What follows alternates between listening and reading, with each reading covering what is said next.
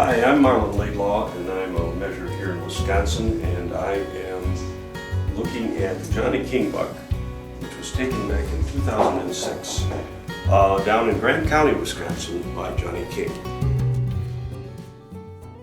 What it has to be a point, it has to first come off the top of the main beam, and then it must be mated with another point. In this particular case, we have two brow tines, two G2s. At the next location, we have the shorter point and the longer point, and then again at the G4 position and the G5 position, and of course the main beam kept.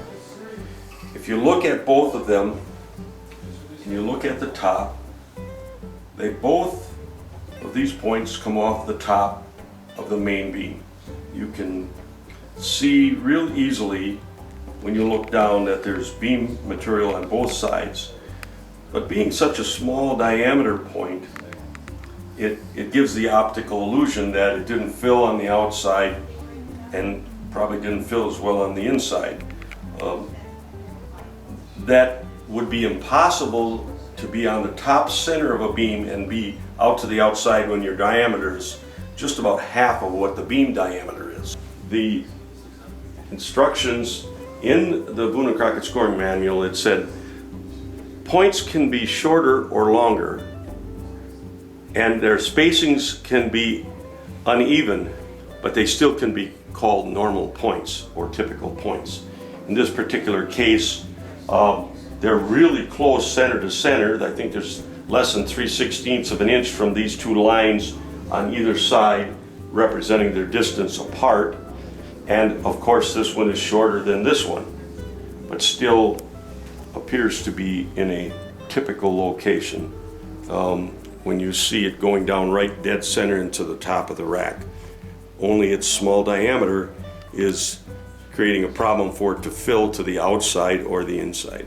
And a common base rule is applied when circumferences increase because two points are growing together.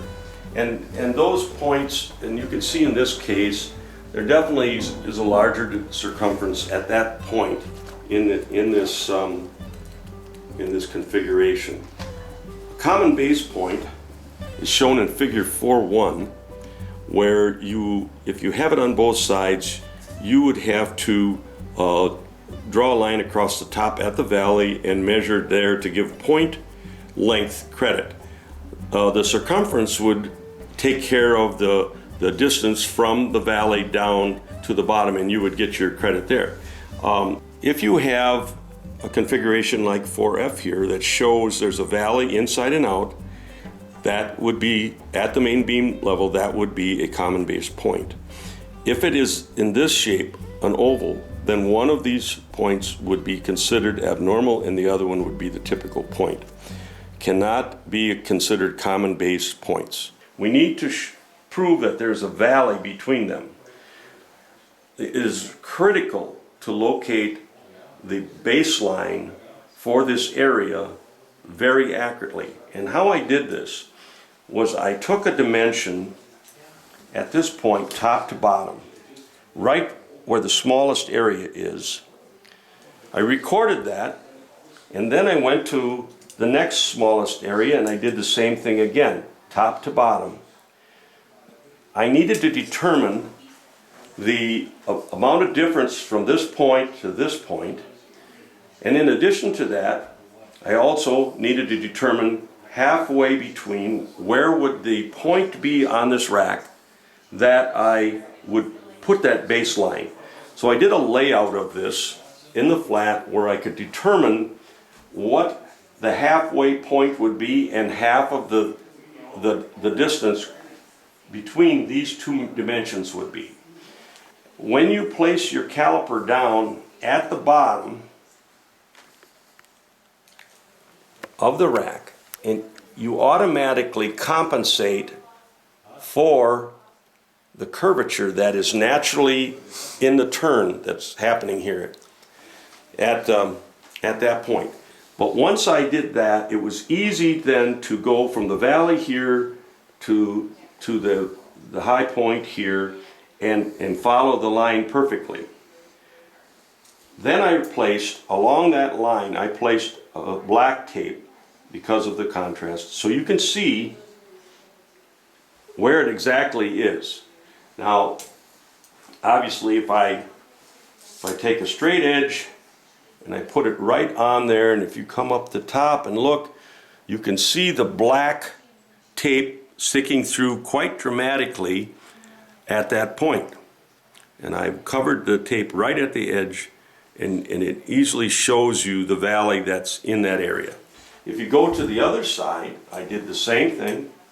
I'll again turn it around, and I used the same methods to determine over here, and the valley over here is a little over 1/16 of an inch. Again, noticeable. The book in figure 4 shows straight across. Well, those points are both heading straight up. And of course, this is for only illustration purposes, and you can't try to draw every possible scenario. But in this case, the point is going in at an angle toward the beam. Because it's close to this other point, it turned and grew away, and then it started going straight up. So by doing that, there's a question to me: would you cut the beam, this point off like this, which would be crooked? That would mean that all the point on the inside would be there, and much more would be left. So the measurement would change from here to here. But if you went at a perfect right angle to the point, I would think that that line would be more in this area for if you're going to use a common base determination. The question about this being a weaker point and the fact that it doesn't fill to the outside is probably one of the main questions about this. But if you look, this point here hasn't grown all the way, but many times measurers will have points at the end of a rack where they'll be 2 or 3 inches long. They don't in any way come close to filling to the outside or inside of the rack, and we do not throw them out. We normally, as long as they're coming off the top of the beam, are considered typical. And the fact that this point sits back in here, I would see there should be no reason to treat it any different than we would any other point that comes off the top of the main beam, even though the diameter of the point itself is small and makes it appear to be not flush with the outside. In summary, I guess, base pictures and through dimensions, by taking dimensions inside and out and locating that this tine that is said to be out of pattern, that it is truly dead center on the beam. And in addition to that, by using the methods to accurately place the baseline, you can prove that there is valley on both sides here, so that would make it qualify if you chose to go the common base route. It is matched over here, so you got a pair of points, and they actually mirror each other. They look a lot alike, except this one being a little smaller. And other than that, this appears to be a typical 6x6 frame,